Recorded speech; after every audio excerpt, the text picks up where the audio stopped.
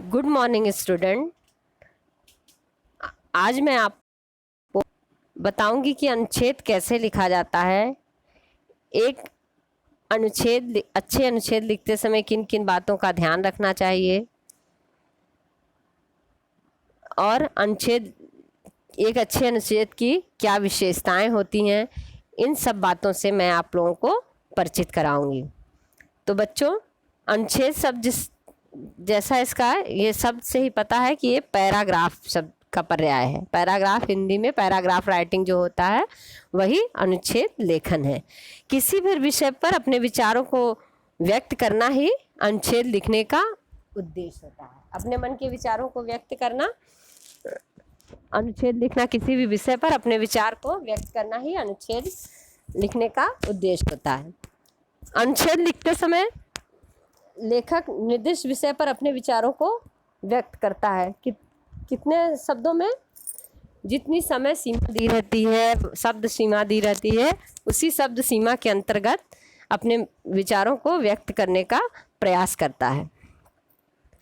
इस प्रकार अनुच्छेद लेखन रचना लेखन की वह विधा है जिसमें किसी विषय विशेष के बारे में कुछ बातें कही जाती हैं। ऐसा नहीं डिटेल से, विस्तार से नहीं लिखा जाता। विस्तार से लिखने के लिए क्या होता है, निबंध। निबंध में क्या होता है, उस विषय के सभी पहलुओं पर विस्तार से चर्चा की जाती है। परंतु अनुच्छेद लेखन में क्या होता है कि विषय विशेष के बारे में कुछ बातें संक्षेप में कही जाती हैं। निबंध में एक से अधिक अनुच्छेद होते हैं। मतलब निबंध अनुच्छेद में क्या होता है कि जो आपको बिंदु संकेत बिंदु रहेगा, बस उसी को एक्सप्लेन करना रहेगा। लेकिन निबंध में सभी पहलुओं को दिखाते हुए पैराग्राफ बदल बदल के, जितना पेज दिया रहेगा 200 शब्द 300 शब्द का, तो उतने पेज का आपको निबंध लिखना होगा। परंतु अनुच्छेद में 80 से 100 शब्दों में आपको बोर्ड के एग्जाम में आता है अनुच्छेद लेखन कि 80 से 100 शब्दों में अनुच्छेद लिखें।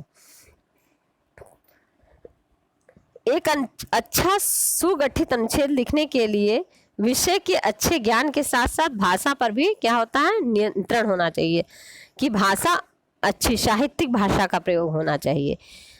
जो बात अभिव्यक्त कर रहे हो उसमें पैनापन होना चाहिए, सुनने में पढ़ने में अच्छा लगे।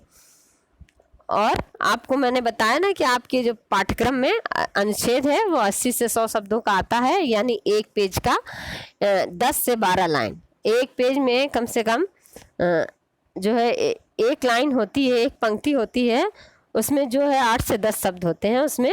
तो 100 शब्दों का एक अनुच्छेद लिखने के लिए एग्जाम में आता है। बच्चों, अनुच्छेद लिखते समय किन किन बातों का ध्यान देना चाहिए, इस पे आज हम लोग चर्चा कर रहे हैं।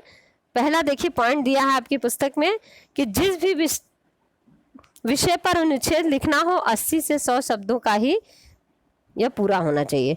80 से 100 शब्द, जिस विषय पर अनुच्छेद लिखना हो 80 से 100 शब्दों में ही यह पूरा होना चाहिए। यानी अपनी बात ऐसा लिखिए कि 80-100 शब्दों में वो बात पूरी हो जाए। अनुच्छेद के विषय को पहले ध्यानपूर्वक पढ़ें तथा विचार करें कि आप उस विषय पर क्या लिखना चाहें। अनुच्छेद का विषय पहले पढ़िए, उस पर अंदर से अपने अंतर्मन में विचार करिए कि क्या है इसमें, क्या हम लिख सकते हैं, क्या विषय को ध्यान से पढ़िए और उस पर विचार सोचिए। थर्ड है, विषय से संबंधित जो भी विचार मन में आए उन्हें एक कागज पर बिंदुवार लिख दीजिए। विषय जो दिया है उससे संबंधित जो विचार आए तो बिंदुवार कागज पे, एग्जाम में कागज नहीं मिले तो रफ शीट रहेगा उस पर लिख लीजिए, या दिमाग में ही बैठा लीजिए कि ये पॉइंट ये लिखना है हमें। फोर्थ, अब प्रश्न पत्र में अनुच्छेद लेखन के लिए दिए गए संकेत बिंदुओं को ध्यान से पढ़िए। बच्चों, अनुच्छेद दिया रहता है, उसके साथ 3 और 4 3-4 संकेत बिंदु दिए गए रहते हैं।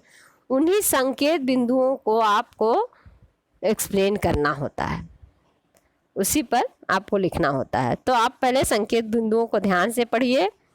इन संकेत बिंदुओं के साथ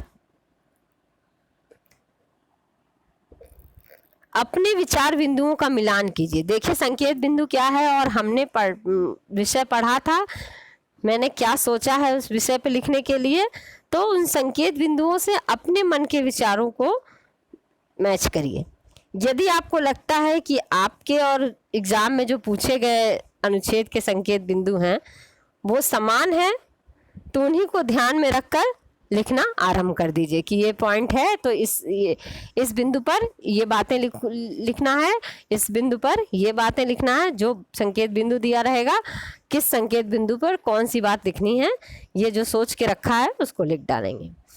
यदि आपके द्वारा सोचे गए बिंदुओं तथा अनुच्छेद लेखन के लिए प्रश्न पत्र में दिए गए बिंदुओं में समानता नहीं है या कुछ में असमानता है और कुछ में भिन्नता, तो प्रश्न पत्र में दिए गए बिंदुओं को ध्यान से पढ़िए और उन बिंदुओं पर आपको क्या क्या महत्वपूर्ण बातें लिखनी है उन पर विचार करते हुए अनुच्छेद लिखना प्रारंभ किया। अब आप देखिए कि आप जो बिंदुओं को मन में सोचे थे अनुच्छेद लेखन के लिए और प्रश्न जो बिंदु दिए गए हैं वो मेल नहीं खा रहे हैं, उनमें समानता नहीं है या कुछ में समानता है और कुछ अंतर लग रहा है, भिन्न लग रहा है, तो पुनः उसको ध्यान से प्रश्न पत्र में दिए गए बिंदुओं को देखिए और क्या करिए, फिर से बिंदुओं को ध्यान पूर्वक देखिए और उसको विचार कीजिए और अनुच्छेद लिखना प्रारंभ कीजिए। आप पुनः जब संकेत बिंदु देखेंगे तो आपके मन में नए और विचार आएंगे, उसके माध्यम से आप जो है लिखना आरंभ कीजिए। 7 पॉइंट है, अनुच्छेद की अधिकतम शब्द सीमा 100 है तथा हस्तलिखित अनुच्छेद की एक पंक्ति में लगभग 8-10 शब्द आते हैं, अतः पूरा अनुच्छेद 10-12 पंक्तियों से अधिक नहीं होना चाहिए। देखिए शब्द की सीमा 80 से 100 है, लेकिन एक पंक्ति में हस्तलिखित यानी पेन से अगर आप लिखेंगे तो 8 से 10 शब्द आएंगे। 10 तो ज़्यादा हो गया, 8 ही शब्द मान लीजिए, 8 से 10 शब्द आएंगे तो समझिए कि 8 से 10 शब्द आने का मतलब कि 100 शब्दों में लिखना है तो आपको 10 से 12 लाइन का ही अनुच्छेद लिखना है। यानी अब समय जो सारी शब्द सीमा दी गई है अंतर्गत ही आपको अनुच्छेद पूरा करना है 10-12 पंक्तियों में। इसका मतलब क्या हुआ कि जो संकेत बिंदु दिया है प्रत्येक संकेत बिंदु को 3 से 4 लाइन में उस विषय पर लिखना है। संकेत बिंदुओं पर आपको औसतन 3 से 4 पंक्ति में लिखना है।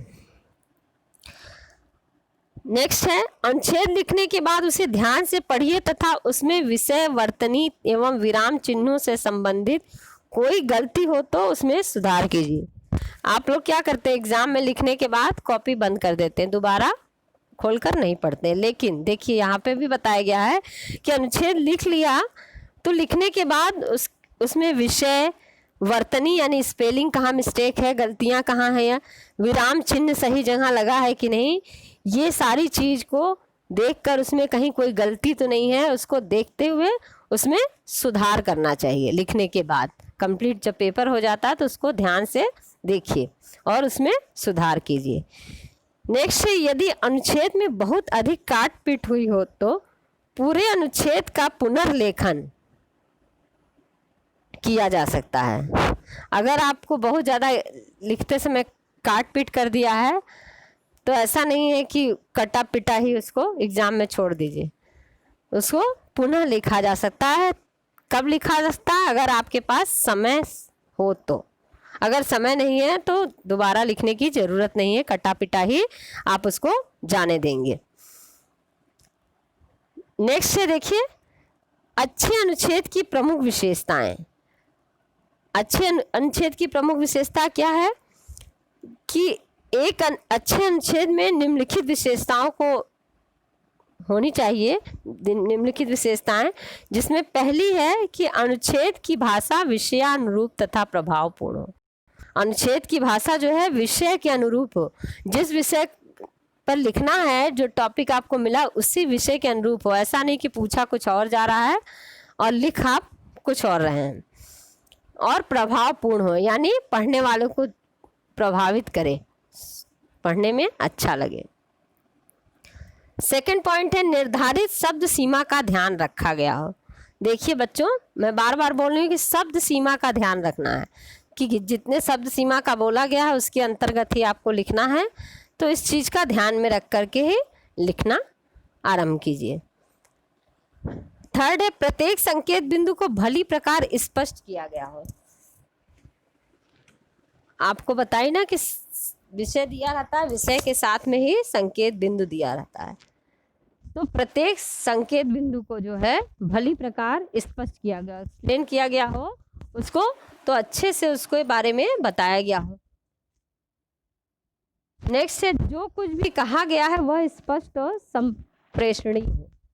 जो भी लिखा गया हो वो जो है स्पष्ट होना चाहिए कि अगले को जो पढ़ रहा है उसको समझ में आए। ऐसा नहीं कि पंक्तियों का सेंटेंस जो आप लिखे हो वो कुछ क्लियर नहीं है, ऐसा नहीं होना चाहिए।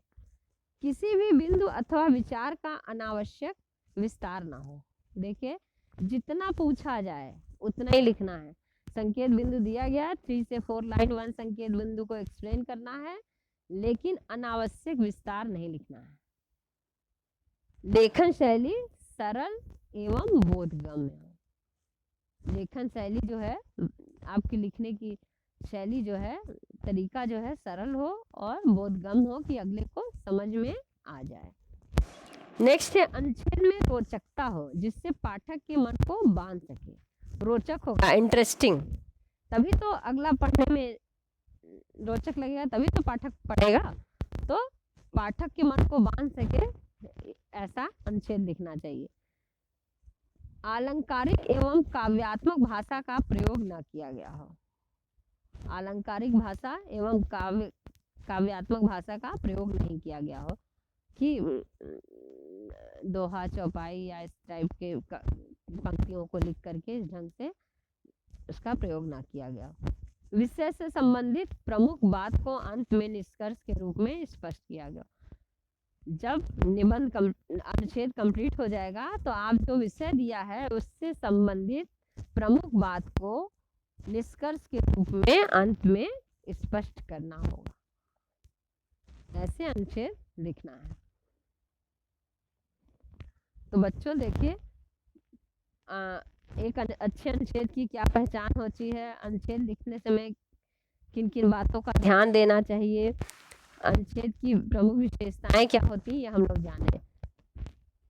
देखिए जैसे यहाँ पे दिया नैतिकता मानव की कसौटी है। नैतिकता मानव की कसौटी, इसका संकेत बिंदु देखिए क्या दिया है। नैतिकता और मानव चरित्र एक ही सिक्के के दो पहलू हैं।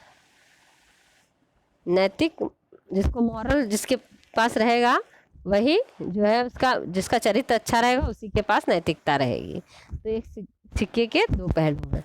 नैतिकता के अंतर्गत आने वाले प्रमुख गुण क्या है, नैतिकता में कौन कौन से चीजें नैतिकता के अंतर्गत आती हैं, उन बातों को रखना है। आज विश्व में नैतिक मूल्यों का हास चारों ओर भ्रष्टाचार का बोलबाला। नैतिक मूल्य मॉरल लोग खोते जा रहे हैं और चारों तरफ क्या हो रहा है, भ्रष्टाचार का बोलबाला है कि सब लोग गलत रास्ते पे चल रहे हैं, मॉरल को अपने भूलते जा रहे हैं।